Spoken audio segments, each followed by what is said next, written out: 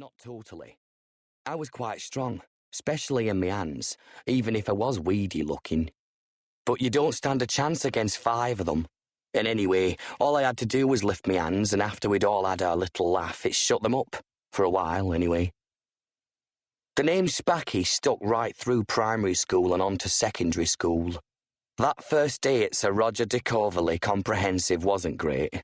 It was like walking out in front of a 67,000 crowd at Old Trafford Stadium, except they weren't cheering. They were laughing. Plus, a lot of them had their phones out and they were taking pictures and zapping them off to mates, maybe even all over the world. All these kids I'd never seen before, from primary schools all over town. They all seemed to know. They all seemed to be waiting. They even chanted like a footy crowd. "Sparky! Sparky!" A really bad thing was, girls were doing it too. I liked girls, so that was sad. At primary school it had been mostly blokes. Every day wasn't great. It was like waking up and looking in the mirror and finding a zit the size of a plate on your forehead. A volcano of a pluke with red sides and a yellow hole where the lava's about to spurt out. No, it was worse than that. It was like having 2 volcanoes, fresh and smoking every day. I liked it in winter when it was really cold. Then I could wear gloves. Once the heating in the classroom broke down and I could wear them indoors too. That was brilliant. To have my hands covered up all day for a proper reason. I wore this tracky top all the time, even in summer when it was hot. It had these big pockets in the front that were more like holes where I could bury my hands. It's a funny thing about names. When I came down to London, they didn't call me anything except my real name, Graham. Not counting the things Uncle George and Derek sometimes called me, like Junior Joe, or Joe Strummer, or Charlie Arseface. Had never been to London before, but the name thing made me feel at home straight away. And my real home was the place where they'd called me bad names and pretty much hated me, even my own parents. Dad, anyway. Mum was more complicated. So, here's the background, and then I'll get on to the terrible thing that happened. Me and my mum and dad lived on the outskirts of a medium-sized town in the flat, industrial part of Yorkshire. When I mentioned the place to people in London, they either said they hadn't heard of it, or they thought it was in the Dales, because that's the only bit of Yorkshire they knew. But there were no oldie tea shops round our way. From my bedroom window I could see 2 coal pits and the cooling towers of a power station. These big towers looked like giant mugs of hot coffee, with great clouds of steam rising off them in slow motion. Between the house and the nearest of the coal pits was a motorway and a railway. The railway went to London. Trains screamed along it at night. When I heard them, I would think of all-night gambling. Fat, rich blokes stepping out of a giant hotel into Park Lane and not knowing what time of day it was, or even what day it was, period.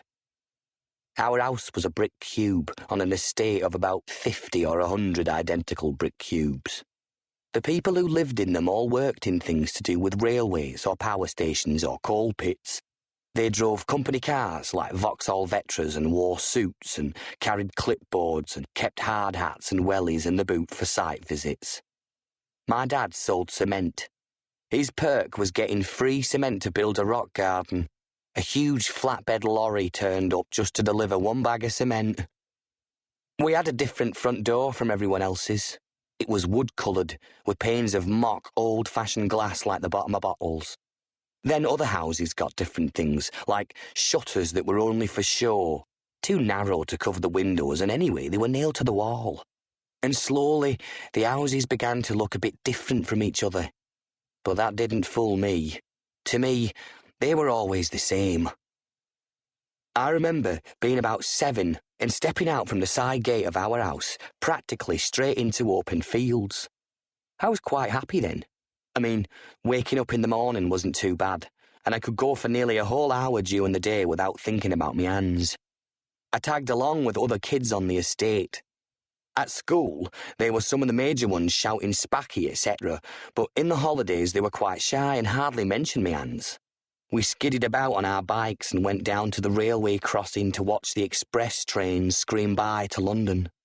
Next to the railway crossing was a little stream where we fished for sticklebacks with bright green nets on the end of bamboo poles.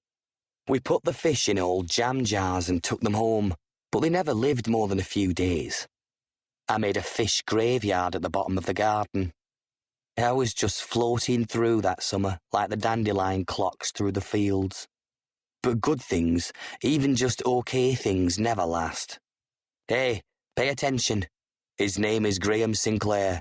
This is his wisdom. I was riding my bike down a lane between two fields when a man came out the bushes and held his hand up.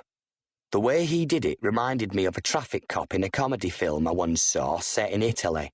He got knocked down by a runaway Fiat. The man who came out the bushes had grey stubble that looked like you could strike a match on it. He said he worked for the Secret Service and was on an undercover mission to spy on some criminals who were operating in the neighbourhood. He said I looked like good Secret Service material. Would I like to join him? I didn't ask for his ID, but he offered me a card anyway. It could have been anything. I was embarrassed to hold it for too long or read it properly in case he noticed my hands and made a comment. I handed it back and said I had to be going. Then he said, "Before you join, you'll have to have a medical, just to make sure you're A1 health-wise." I wasn't daft. Even then, I got back on my bike and rode home. I waited 2 days before telling Mum. I'm not sure why. The police came round. Dad exploded because I'd waited before telling them. Police never found anyone.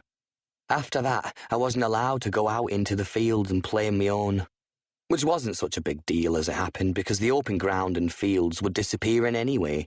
So even if I'd been allowed to play in them, they wouldn't have been there because they were being covered by more houses and roads. Even the little stream was covered over.